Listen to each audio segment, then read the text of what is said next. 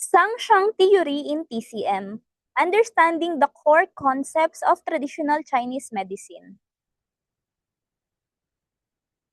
Sangshang Theory, Core of TCM. Sangshang Theory is one of the fundamental theories of TCM. It explains the physiological functions, pathological changes, and interrelationships of the internal organs and how they are reflected externally in the body.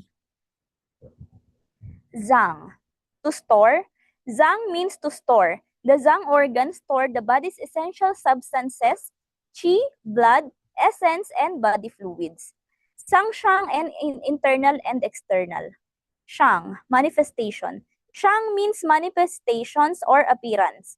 It refers to observable signs and symptoms reflecting internal organ conditions.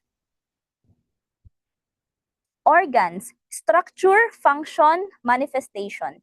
Each organ has a specific anatomical location and unique physiological functions. Characteristics, pathological changes lead to external manifestations. Example, liver stores blood, ensures qi flow, dysfunction shows as irritability, dizziness, muscle cramps, eye disorders. The 5 Zhang's organs, yin. Liver, stores blood, ensures smooth flow of qi.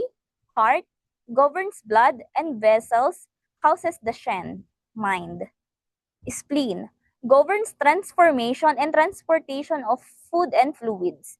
Lung, governs qi and respiration, regulates water passages. Kidney, stores essence, jing, governs growth, reproduction, and water metabolism. Pericardium, protects the heart, influences circulation, and emotional health. The 6 Fu organs, yang. Gallbladder, stores and excretes bile. Stomach, receives and ripens food. Small intestine, separates clear from turbid substances. Large intestine, absorbs fluid and excretes waste. Urinary bladder, stores and excretes urine. Extraordinary Fu organs. These organs resemble Fu organs anatomically but store vital substances like Zhang organs. Includes brain, marrow, bones, blood vessels, gallbladders, and uterus.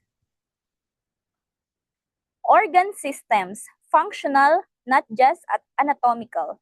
In TCM, an organ represents an entire functional system beyond its physical form.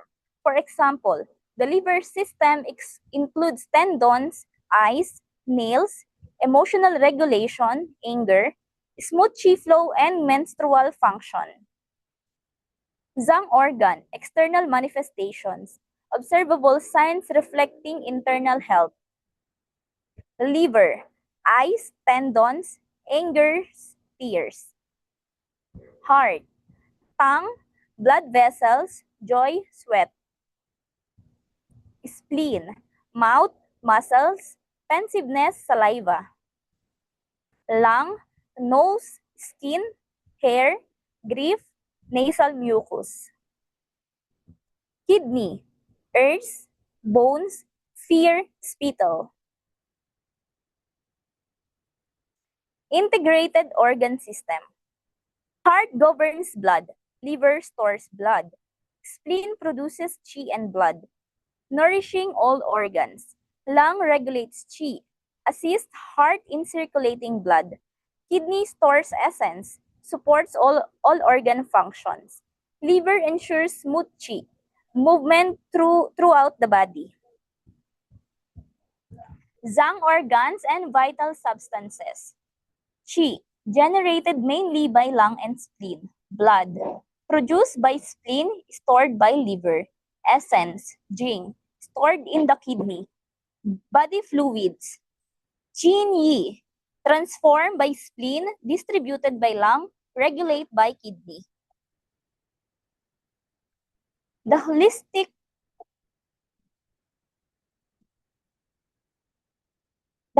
TCM perspective. Every organ influences others. The body functions as an integrated whole. Internal disorders produce external signs. Emotional, environmental, and lifestyle factors affect organ function. Basis for TCM diagnosis and treatment.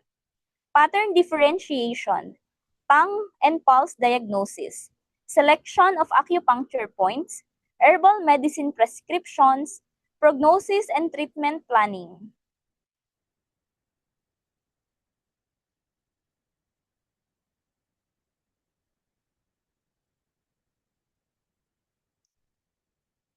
Key principles of Sang-Shang theory.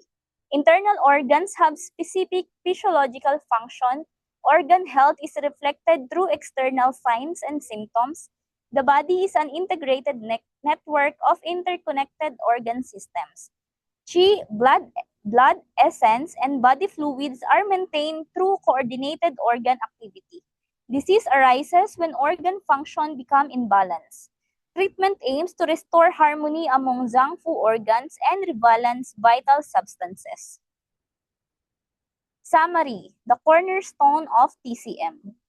Sang-Shang theory is the cornerstone of TCM physiology and pathology.